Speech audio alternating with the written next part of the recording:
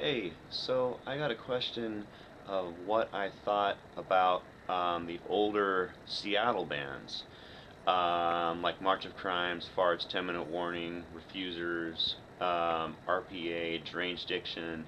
So, the first show I ever saw was in 1982, the first punk show. I saw Ted Nugent in 1980. um, Ted Nugent, Blue Oyster Cult, and yeah, I was in Vancouver. So, I saw 10 Minute Warning, the Dead Kennedys, Mr. Ep, which is Mark Arm's band. Um, it might have been 83. I think it was 82. I'd have to look. If it was 83, it was early 83. Um, and I love 10 Minute Warning. You know, of course, like we bought, me and my brother bought World Full of Hate when it came out, and and the first Fart 7-inch. We searched out early punk rock and metal as soon as we can get our hands on it. My brother's 4 years older than me. Actually, if you watch, I posted Melvin's interview, or he interviewed the Melvins a few videos ago. Some of you probably maybe watched it, some of you haven't. But you know, actually, where me and my brother first met Buzz was at shows at the Metropolis. So that's where punk bands would come through and play in the Metropolis. A couple other places in Seattle. Mostly all ages then. I mean, that was it. It was all ages shows.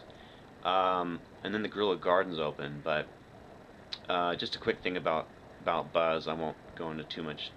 This won't be about Buzz and the Melvins right now, but he fits into it.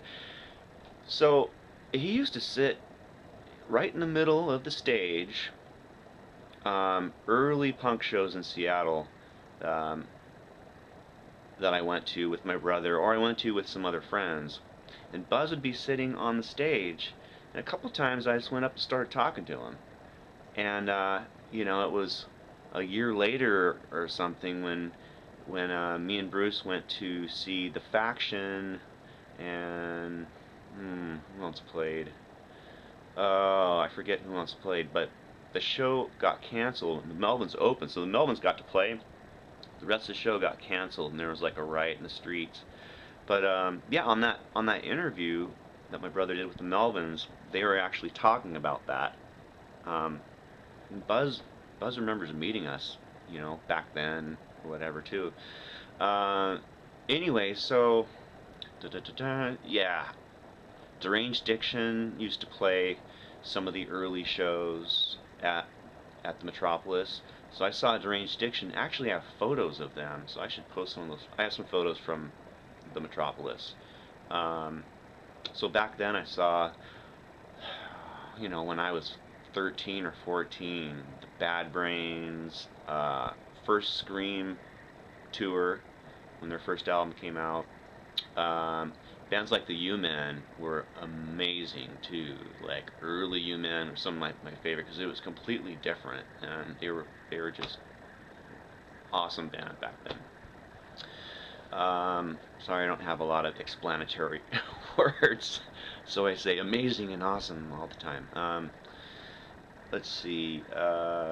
Now there was a band called the Rejectors, and of course the early Accused. So the Accused were together with another singer, a guy John, before Blaine joined the band. So Blaine was in the Farts back then, or no, he was in 10 Minute Warning. He was in the Farts before 10 Minute Warning. Okay, so yeah, I'm rambling, but that's how I do it. So yeah, I loved the early bands. I never saw the Refusers or RPA. There's a band called Splooey Numa, and I forget. I I want to say what's his name? I want to say the guitarist from Mudhoney played guitar in Splooey Numa, but they were a killer hardcore band. They were one of my favorite hardcore bands from back then.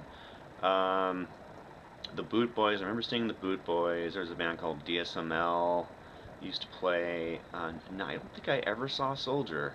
It's a little bit early. You know, I went to start going to shows, 1983. I want to say like early '83. My brother could confirm that. I should. My brother lives in Alabama, or I, you know, do an interview with him too. He um he actually moved away to go to college in Bellingham right when I met Kurt and started, you know, keeping in contact with Kurt and Chris.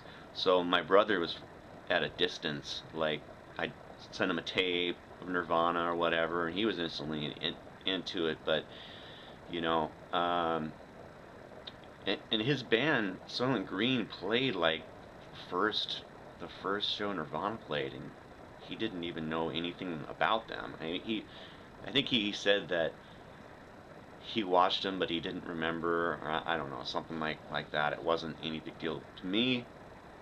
Seeing Skid Row, I sat and watched the whole set. I mean, they hit me obviously very hard.